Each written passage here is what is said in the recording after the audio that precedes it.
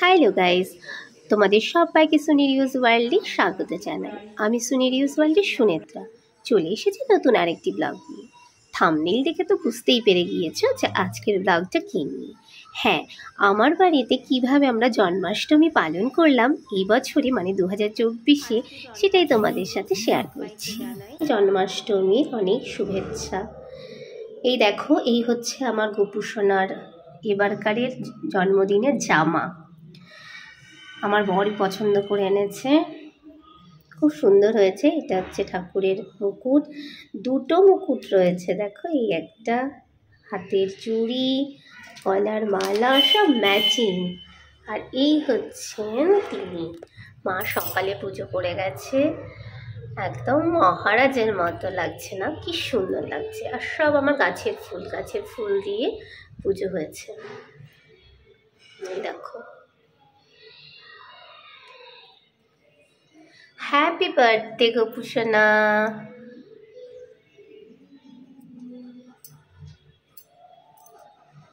মা সকাল সকাল গোপু সোনাকে স্নান করিয়ে একদম সাজিয়ে গুজিয়ে বসিয়ে রেখেছে, আর আমি এদিকে চলে এসেছি ঠাকুরের সমস্ত কাজ করতে। এখানে দেখো, একটা বড় তাল এনেছে আমার বর, খুব ভালো তালটা দেখেই মনে হচ্ছে। তো এই তালটাকে এবার আমি ছাড়াবো। তার থেকে আবার নানান রকম জিনিস বানানো হবে। গোপু সোনার সবচেয়ে ফেভারিট তালের বড়া, এটা তো বানাতেই হবে। তো তার জন্য আমি তাল নিয়ে বসে পড়েছি। এই তাল ছাড়ানোটা না ভীষণ কষ্টকর। তোমাদের কার কার খুব কষ্টকর মনে হয় আমাকে একটু কমেন্ট করে প্লিজ জানিও। তো এই তালটা এতটা আঠা ছিল যে তালটা আর কি ছাড়াতে একটু কষ্ট হচ্ছিল আমার। এই দেখো, তালটা আর কি নিয়ে নিয়েছি, তালের জুসটা। এবার এদিকে আমি একটু মালপোয়ার প্রিপারেশনটা করে রাখছি। সুজি আর দুধ দিয়ে একটু ভিজিয়ে রাখবো। তাছাড়া পুরো মালপোয়ার প্রিপারেশনটা করার জন্য মালপোয়াটাকে ব্যাটারটাকে খানিকক্ষণ ভেজাতে হবে, যাতে কোনো লাম্পস তৈরি না হয়। সেই জন্য আমি হ্যান্ড উইক্স দিয়ে ভালো করে ঘেটে নিলাম। আর এরপরে এর সাথে আমি অ্যাড করছি ময়দা অ্যাড করলাম। অনেকে আটা দিয়েও করে, আমরা আটা দিয়েও মাঝে মাঝে কিন্তু করি। তবে ময়দাটা বেশি ভালো হয় খেতে, অবভিয়াসলি টেস্টি হয়, কিন্তু হেলদি নয় বলে অনেক সময় ময়দা আমি ইউজ করি না। তো আর খানিকটা মৌরি দিয়ে দিলাম, আর মৌরি তো দিতেই হবে, সাথে কিন্তু কিশমিশও দিয়েছি। তো সেটা আর ভিডিও করা হয়নি। এবার দেখো, এই ব্যাটারটাকে পুরোপুরি একটুখানি ভিজিয়ে রাখলাম। আর এই তালের বড়া করব বলে তার প্রিপারেশন করছি। তালের সাথে ভালো করে সুজি দিয়ে মেখে নিয়ে একটু রেখে দেবো। আর এইবার আমার হঠাৎ মনে হলো আমি না চিনি দিইনি, মিষ্টি দিইনি মালপোয়াতে। তো তখন মাকে বললাম, আমি শিগগিরই মিষ্টি দাও। তো তারপরে এটাকে মিষ্টি অ্যাড করলাম, এটাতে মিষ্টি অ্যাড করে আবার মোটামুটি 15-20 মিনিট রেস্টে রেখে দেবো। এবার আমি চলে আসছি তালের বড়া করতে। তালটাকে সুজি দিয়ে প্রথমে মাখলাম, তোমরা তো দেখলেই।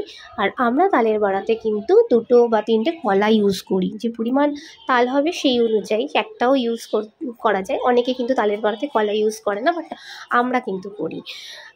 তো তারপর এটাকে গুড় দিয়ে, চিনি দিয়ে আমরা তালের বড়া কখনোই করি না, সবসময় ওই আখের গুড় থাকে, আখের গুড় দিয়ে কিন্তু বড়াটা করা হয়।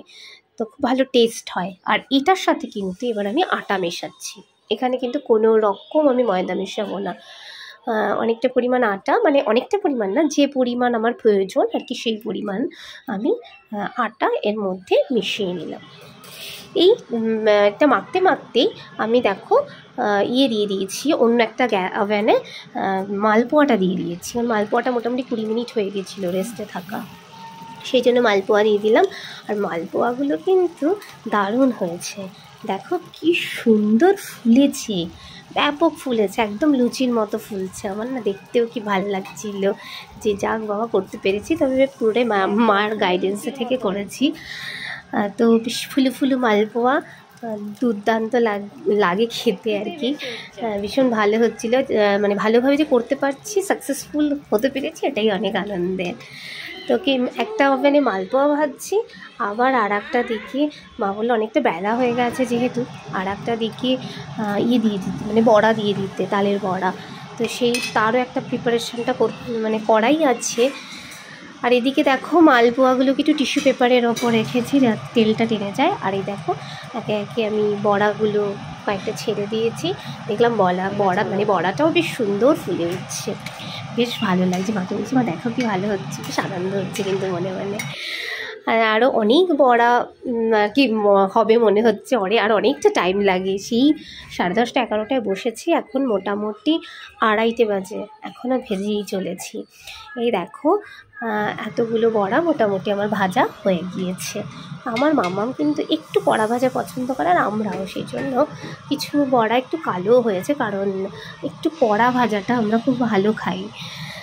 তো সেইভাবেই ঠাকুরকে দেওয়া। মাঝে কাজ করতে করতে 3টের সময় বেরিয়ে পড়েছি, মোহনমলে কিছু কেনাকাটা ছিল, সেখানে চলে গিয়েছি। মাম্মাম আর আমি ঠাকুরকে কী করবো মামাম, আমরা সাজাবো। মাম্মা আমার চিপস খাচ্ছে, গোপাল মামার জন্মদিনে। একটা চকলেটটা নিয়ে এসো, একটা খেয়ে না, ওখানে যেন পড়ে না, চকলেট নিয়ে এসো। চলো, এই যে সব ঠাকুরের জিনিসপত্র রাখা রয়েছে, চলো একটু তোমাদের ব্যাক ক্যামেরায় দেখিয়ে দিই। ঠাকুরকে এবার সাজাবো। অন্যবার জন্মাষ্টমীতে ঠাকুরকে সকাল সকাল ঘি মধু দুধ দিয়ে স্নান করিয়ে তারপরেই নতুন জামা পরিয়ে দিই। এইবার মা ঠাকুরকে স্নান করিয়েছে এবং একটা নতুন জামাই পরিয়েছে, তবে জামাটা এবারকারের নয়, জামাটা কিছুদিন আগে কেনা ছিল। আর এই জামাটা জন্মাষ্টমী উপলক্ষেই কেনা হয়েছে। তো ঠাকুরকে দেখো সুন্দরভাবে সাজিয়ে দিচ্ছি। বললাম যে আমরা একটু বাইরে গিয়েছিলাম, সেখান থেকে এসে ঠাকুরকে সুন্দর করে জামাটা পরিয়ে, হাতে চুড়ি, তারপরে যা যা মাথায় মুকুট যা যা ছিল সব পরিয়ে কিন্তু দেখো ঠাকুরকে একদম দারুণভাবে সাজিয়ে নিয়ে এসেছি। আমার গোপাল সোনাকে কেমন লাগছে বলো তো দেখি তোমরা।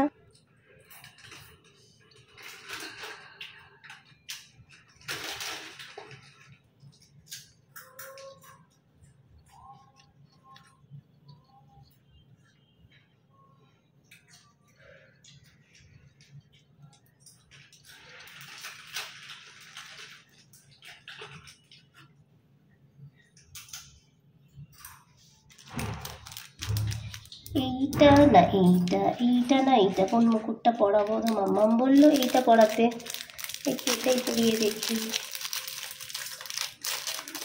এই দেখো, এই যে মুকুটটা,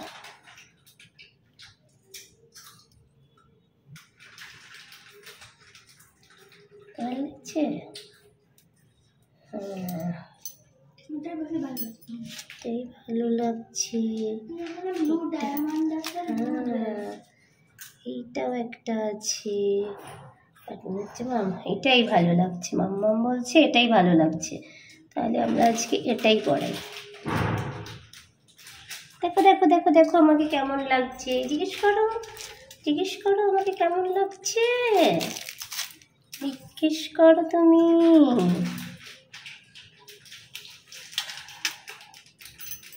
আমার গোপুসোনা কিন্তু একদম রেডি হয়ে গিয়েছে, আর এই রজনীগন্ধার মালাটা পরে গোপুসোনাকে আরও সুন্দর লাগছে। ঠাকুরকে এবার আমি আসনে বসিয়ে ফুল দিয়ে সাজিয়ে দিচ্ছি। আসলে ফুল দিয়ে ঠাকুরকে না সাজানো পর্যন্ত কোনো সাজই কিন্তু সম্পূর্ণ হয় না, তা আমার মনে হয়।